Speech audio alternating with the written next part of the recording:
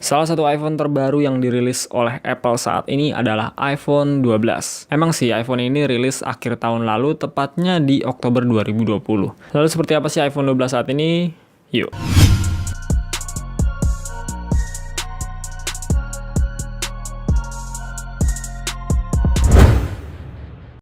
iPhone 12 ini pada awal perilisannya emang nggak terlalu bikin excited para pembelinya. Nggak kayak iPhone 12 mini yang bikin hype di mana-mana karena punya ukuran yang mungkin untuk sebagian orang pas di tangan. Tapi bagaimana dengan iPhone 12 ini? Ya kayak iPhone 11 waktu pertama kali rilis sih, orang-orang lihatnya biasa aja.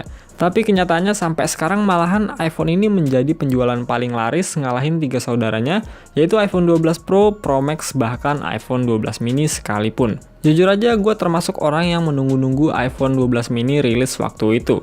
Cuma pas lihat review penggunaan dari beberapa konten kreator, lihat baterai life-nya dan aspek-aspek lainnya, kok kayak kurang worth it aja gitu.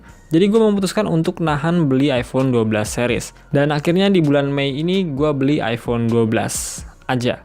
Nggak pakai mini, nggak pakai Pro, apalagi Pro Max. Pertimbangannya simpel aja sih, baterainya yang cukup, ukuran HP yang nggak terlalu besar, dan performanya yang pastinya paling kencang saat ini. Gue ambil yang warna biru karena warna ini menjadi ciri khas dari perilisan iPhone 12 ya. Kalau gue ambil warna lain, bisa jadi orang ngiranya ini iPhone 11. Kalau nggak dilihat secara detail bahwa bodinya ini boxy alias mengotak. Nggak munafik, flat edge design dari iPhone 12 series emang salah satu hal yang bikin gue excited saat perilisannya. Seakan-akan bikin iPhone yang sebelumnya itu seperti iPhone yang udah nggak layak pakai gitu. Bayangkan aja setelah sekian lama dari iPhone 5S rilis waktu itu, Apple baru kasih desain yang sama di tahun 2020 kemarin. Gue sih tipikal orang yang suka ngegenggam iPhone dengan flat design bezel ya, ketimbang yang rounded kayak iPhone sebelumnya. Karena lebih nyaman aja gitu pas dipegang. Untuk layarnya, iPhone 12 ini emang the best banget. Kenapa gitu? Pertama, dia pakai layar yang sama dengan iPhone 12 Pro, yaitu pakai panel OLED Super Retina Display dengan bezel kanan kiri atas bawah yang sama persis, nggak ada beda untuk ketebalannya.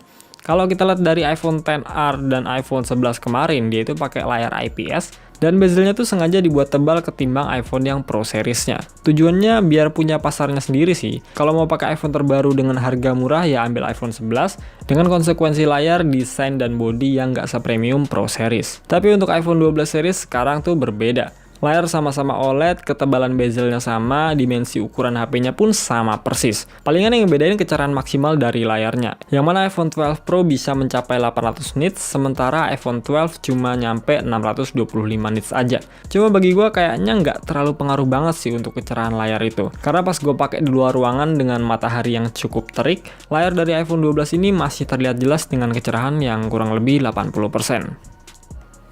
Untuk sektor kamera, sebenarnya gue bukan tipikal orang yang kalau beli iPhone tuh ngutamain kameranya. Gue lebih ke desain dan juga performa dari HP tersebut.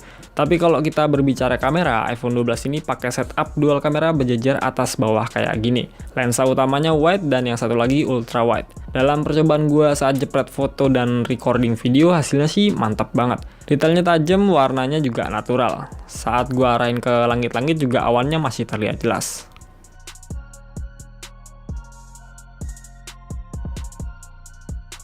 Untuk kondisi malam hari, sekarang iPhone 12 ini sudah mendukung fitur Night Mode baik di kamera depan maupun di kamera belakang. Hebatnya Night Mode ini juga berlaku di kedua lensanya wide dan juga ultra wide.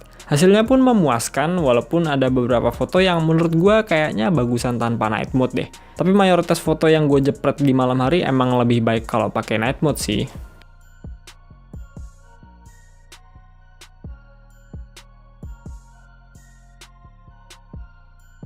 Ini perekaman iPhone 12, resolusinya Full HD 30 fps. Gue pakai jalan, dan kalau gue pakai lari kayak gini. Gambarnya bagus ya. Langit-langitnya juga masih kelihatan jelas. Nggak terlalu cerah, agak teduh sedikit sih. Kalau ini untuk perekaman 4K-nya 30 fps juga.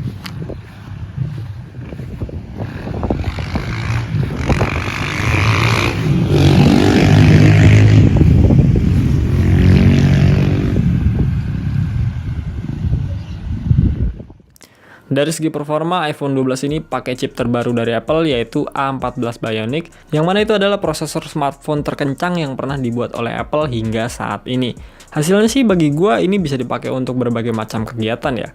Mulai dari sosial media, chatting, browsing, dan scrolling Instagram, jelas ini smooth banget. Buat main game ya pasti bisa juga. Gue sih lebih seringnya main Mobile Legends ya. Gue bisa dengan nyaman mainin di settingan ultra rata kanan tanpa harus takut ngeframe atau semacamnya. Tapi salah satu resiko kalau kita main game di settingan rata kanan dengan durasi lama, itu udah pasti bodi bagian belakangnya tuh sedikit anget. Dan itu sering gue rasain saat gue main game lebih dari 2 jam. Tapi gue rasa sih semua game akan memberikan efek samping yang sama kalau digunakannya seperti itu. Penggunaan baterainya juga lebih boros kalau dipakai main game berlama-lama. Screen on time gue di 10 hari terakhir dapetin rata-rata 6-7 jaman dengan skema pemakaian yang cukup berat karena akhir-akhir ini gue sering banget ngegame. Pagi bangun tidur lihat HP, siang kondisi kerja maupun libur gue tetap lihat HP minimal 15 menit sekali, dan biasanya malam gue selingi dengan main game. Lo bisa lihat sendiri di sini Mobile Legends jadi penggunaan baterai terbesar disusul dengan Instagram, YouTube, WhatsApp, dan aplikasi lainnya. Jujur aja kalau untuk daya tahan baterainya ini HP kalau dibawa sampai malam tanpa ngegame itu kuat dalam 1 kali cas aja. Tapi waktu gua pakai main game di atas 1 jam mulai dah gua membutuhkan yang namanya charger ataupun power bank. Untungnya iPhone 12 ini udah didukung kemampuan pengecasan cepat dengan kabel bawahnya yaitu USB-C to Lightning. Kalau nggak salah dia tuh udah support fast charging 18 watt kalau kita pakai kepala chargernya yang 18 watt ke atas. Biasanya sih gue pakai Anker PD 30 watt ini. Gue cas iPhone 12 gue ini bisa dapetin kurang lebih 50% dalam waktu 30 menit aja.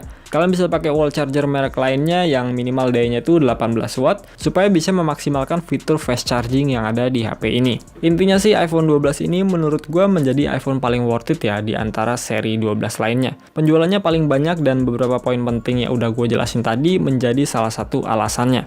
iPhone 12 ini sekarang juga jadi daily driver gue menggantikan iPhone XR kemarin yang udah gue custom housing, dan sekarang kameranya gue pakai untuk rekam video ini. Banyak juga yang nyadarin kalau kamera yang gue pakai ini adalah kamera smartphone 3 tahun lalu, yaitu iPhone XR, dan kalian juga bilang hasilnya cukup bagus. Gue sih cukup puas dengan komentar seperti itu. Artinya kamera iPhone XR bisa dibilang cukup untuk keperluan konten kreator kayak gue gini.